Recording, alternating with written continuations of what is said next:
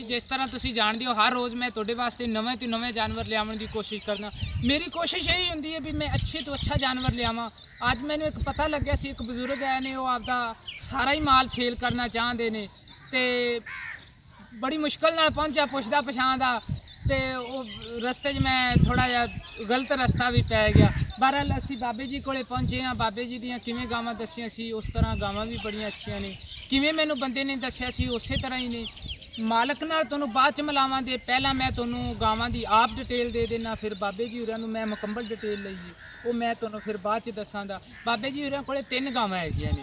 पहली गां तुसीं इह देखो इस गां नूं तकरीबन 9 महीने होवन वाले ने 10 दिन घट है ने 8.5 महीने बाबा जी उरे दसी जाते हैं।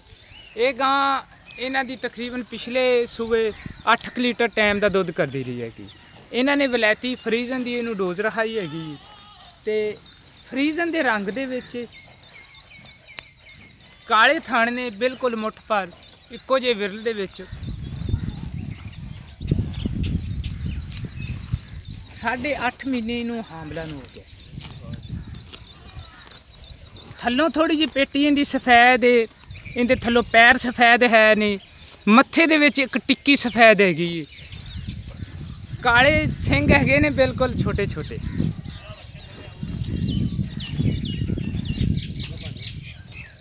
ये बाबा जी उरे दस रहे ने इनकी अच्छा पहले तुसी तुहानूं पहली गां दिखा दी हुण बाबे जी उरां दी है दूसरी गां हैगी। इनू 3 महीना हामला नूं हो गए ने ते 5 लीटर इनके थले दुध है। और बड़ी अच्छी गल केड़ी है कि माशाल्लाह कहने वाली गल है वो इनके पिछे एक बच्ची है माशाल्लाह बड़ी प्यारी। पहले तुहानूं गां दिखा दईए चप्पे सिंह ने अगों मुड़मे थोड़े जी फ्रीजन दे विच फुल फ्रीजन दे विच हैगी। ये थण भी माशाल्लाह इक्को जे हैगे ने।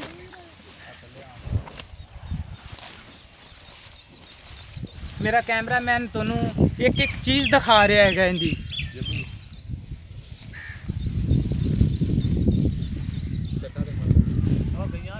थल्लों इनकी भी पेटी थोड़ी जी सफेद हैगी है चड्डा भी सफेद है थल्लों पैर इनके थोड़े जे सफेद हैगे ने। इनू 3 महीना हामला नूं हो गए ने 5 लीटर एक टाइम का इनके थले दुध दे ठंडा बच्चे नूं पिया ते इन्हां दी किहड़ी कीमत की गल है वो फिर तुहाडे नाल बाद च बाबे जी तो पुछने आपां। इनकी किहड़ी वच्छी है जे अगर मेरा कैमरामैन इनकी वच्छी भी दिखावे तो तुहानूं ए माशाल्लाह बिल्कुल सफेद वच्छी हैगी इन्हां दी।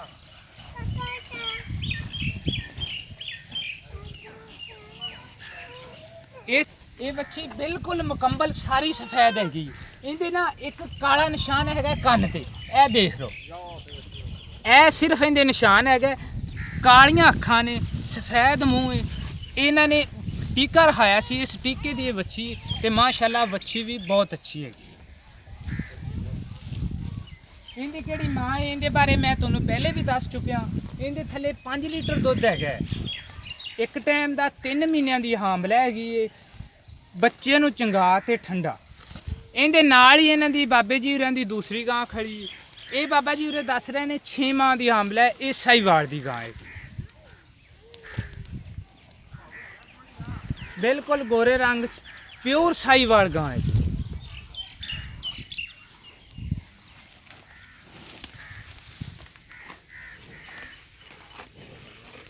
किहड़ियां प्योर देसी गावां हुंदियां ने उन्हां चों ये गां हैगी। जे अगर बाबा जी ने फ्रीजन दियां गावां रखियां ने तो वह भी बड़ियां अच्छियां ने। जे एक उन्होंने एक प्योर रखी है तो ये भी बड़ी अच्छी। बाबे जी होरां दा माल माशाल्लाह बहुत अच्छा है।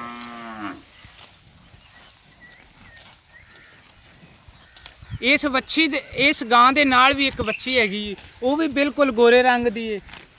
वो वच्छी भी मैं मुंडे नूं कहा वो लिआंदा है तुहानूं दिखांदा है। 6 महीनों की ये गां आंबला हैगी ते 2 लीटर तकरीबन एक टाइम का इनके थले दुध है।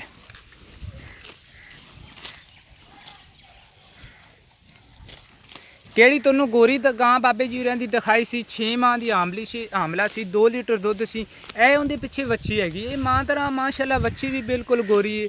सिर तो इन्होंने कोनी करवाई हैगी अजे ताईं भी ये मां का दुध पींदी।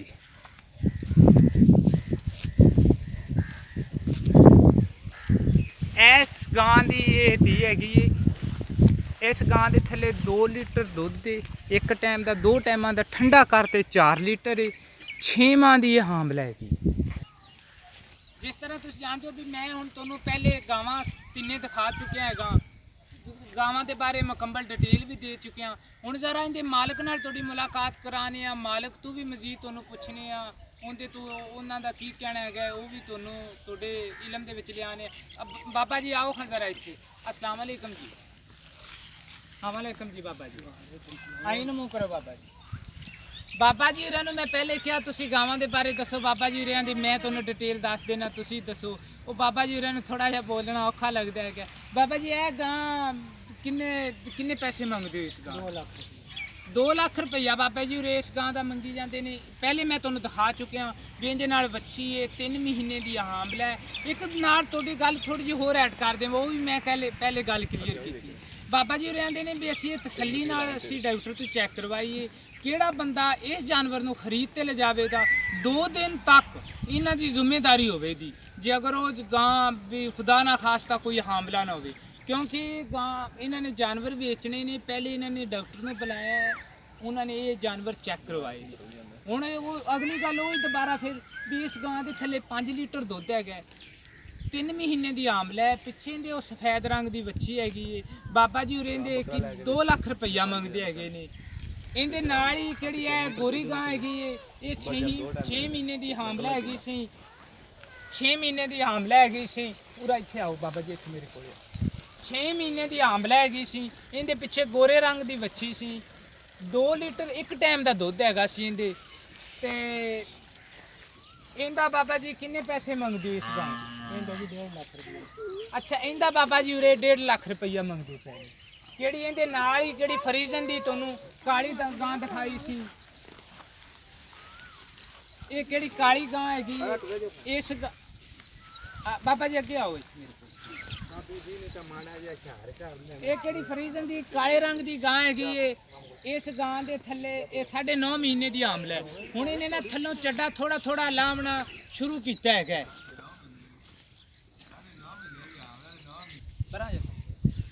ਥੋੜੀ ਜਿਹੀ ਗਰਮੀ ਪੈਂਦੀ ਹੈ, ਥੋੜਾ ਜਿਹਾ ਮੰਮੀ ਜੋਸ਼ ਨਾਲ ਬੋਲ ਰਿਹਾ, ਮੇਰੇ ਤੋਂ ਥੋੜੀ ਜਿਹੀ ਮਿਸਟੇਕ ਹੋਈ ਹੈ। ਮੈਂ 9.5 ਮਹੀਨੇ ਦੀ ਹਾਮਲਾ ਕਹਿ ਰਿਹਾ, ਬਾਬਾ ਜੀ ਨੇ ਨਾਲ ਮੈਨੂੰ ਦੱਸਿਆ 8.5 ਮਹੀਨੇ ਦੀ ਹਾਮਲਾ ਹੈਗੀ। ਚਲੋ 12 ਲਓ, 8.5 ਮਹੀਨੇ ਦੀ ਹਾਮਲਾ। ਬਾਬਾ ਜੀ ਕਿੰਨੇ ਪੈਸੇ ਮੰਗਦੇ ਹੋ? 1.5 ਲੱਖ 1.5 ਲੱਖ ਰੁਪਈਆ ਬਾਬਾ ਜੀ ਇਹਦਾ ਮੰਗੀ ਜਾਂਦੇ ਨੇ। ਥੋੜਾ ਜਿਹਾ ਅਜੇ ਤੱਕ ਚੱਡਾ ਲਾਇਆ ਹੈ, ਬਾਕੀ ਇਹ ਦੇਣੇ ਦੇ ਬਸ ਇਨਸ਼ਾਅੱਲਾ ਥੋੜੇ ਹੀ ਰਹਿ ਗਏ। ਤੇ 1.5 ਲੱਖ ਰੁਪਈਆ ਬਾਬਾ ਜੀ ਮੰਗ ਰਹੇ ਨੇ। ਇਹ ਤਿੰਨਾਂ ਗਾਵਾਂ ਦੇ ਬਾਰੇ ਤੁਹਾਨੂੰ ਡਿਟੇਲ ਨਾਲ ਮੈਂ ਦੱਸਿਆ। ਬਾਬਾ ਜੀ ਕਿਉਂ ਵੇਚਦੇ ਹੋ, ਕੀ ਰੀਜ਼ਨ ਹੈ ਕੀ ਇਹਦੀ? ਮੈਂ ਯਾਰ ਬੱਚੇ ਨੂੰ ਖਿਲਾਉਣਾ ਬਾਹਰ ਦੇ ਮੁਲਕ ਮੈਂ ਇਸੇ ਵਾਸਤੇ ਮੈਂ ਤਾਂ ਇਕੱਠੇ ਨਹੀਂ ਪੈਂਦੇ, ਮੈਂ ਕਮਜ਼ੋਰ ਬੰਦਾ ਇਸ ਵਾਸਤੇ ਆਖਿਆ ਕਿ ਮੈਂ ਗਾਵਾਂ ਵੇਚ ਦੇਣਾ, ਮੈਂ ਮਾਲ ਨਹੀਂ ਰੱਖਣਾ ਤੇ ਬੱਚੇ ਨੂੰ ਬਾਹਰ ਦੇ ਮੁਲਕ ਲਾ ਰਿਹਾ। ਅੱਛਾ, ਇਸ ਵਜ੍ਹਾ ਨਾਲ ਮੈਂ ਵੇਚ ਨਹੀਂ, ਮੈਂ ਤਾਂ ਉਹਦੇ ਧੀਆਂ ਪੁੱਤਰਾਂ ਤਰ੍ਹਾਂ ਰੱਖੀਆਂ ਹੋਈਆਂ, ਮੇਰੀ ਤਾਂ ਤਿਆਰੀਆਂ ਹੀ ਬੜੀਆਂ ਨੇ। ਬਾਬੇ ਜੀ ਨੇ ਪਹਿਲੇ ਵੀ ਮੈਨੂੰ ਬੜੇ ਅਫਸੋਸ ਨਾਲ ਕਿਹਾ ਵੀ ਮੇਰੇ ਜਾਨਵਰ ਵੇਚਣ ਨੂੰ ਦਿਲ ਨਹੀਂ ਕਰਦਾ। ਮੈਂ ਚਾਹੁੰਦਾ ਸੀ ਵੀ ਤੁਸੀਂ ਆਪ ਦੀ ਜ਼ਬਾਨੀ ਆਪ ਸੁਣਦੇ। ਬਾਬਾ ਜੀ ਉਹ ਕਹਿ ਰਹੇ ਸੀ ਮੈਂ ਆਪਦੇ ਧੀਆਂ ਪੁੱਤਰਾਂ ਤਰ੍ਹਾਂ ਇਸ ਜਾਨਵਰਾਂ ਨੂੰ ਰੱਖਿਆ। ਮਾਸ਼ਾਅੱਲਾ ਇਹਨਾਂ ਦੀ ਵੱਛੀ ਦੇ ਬਾਰੇ ਬਾਰ-ਬਾਰ ਕਹਿ ਰਹੇ ਸੀ ਵੀ ਮੇਰੀ ਵੱਛੀ ਇੱਕ ਬਾਜ ਜਾਂਦੀ, ਲੇਕਿਨ ਇਹਨਾਂ ਨੇ ਅਗਾਂ ਵੀ ਪੈਸੇ ਦੇਣੇ ਨੇ। ਹਰ ਬੰਦੇ ਦਾ ਆਪੋ ਆਪਣਾ ਹਿਸਾਬ ਕਿਤਾਬ ਹੁੰਦਾ ਹੈਗਾ। ਤੇ ਬਹਰਾਲ ਬਾਬੇ ਜੀ ਨੇ ਕਿਹੜੇ ਪੈਸੇ ਮੰਗੇ ਨੇ, ਇਹਨਾਂ ਨੇ ਫਾਈਨਲ ਕੋਈ ਵਪਾਰੀਆਂ ਵਾਲੇ ਜਾਂ ਕੋਈ ਐਸਾ ਜ਼ਿਆਦਾ ਰੇਟ ਨਹੀਂ ਮੰਗਿਆ, ਕਿਉਂਕਿ ਇਹਨਾਂ ਨੇ ਦੇਣੇ ਵੀ, ਇਹਨਾਂ ਦੇ ਦਿਨ ਵੀ ਅੱਗੇ ਮੈਨੂੰ ਇਹਨਾਂ ਨੇ ਮੁਕੰਮਲ ਡਿਟੇਲ ਦੱਸੀ, ਇਹਨਾਂ ਨੇ ਪੈਸੇ ਵੀ ਬੜੇ ਜਲਦੀ ਦੇਣੇ।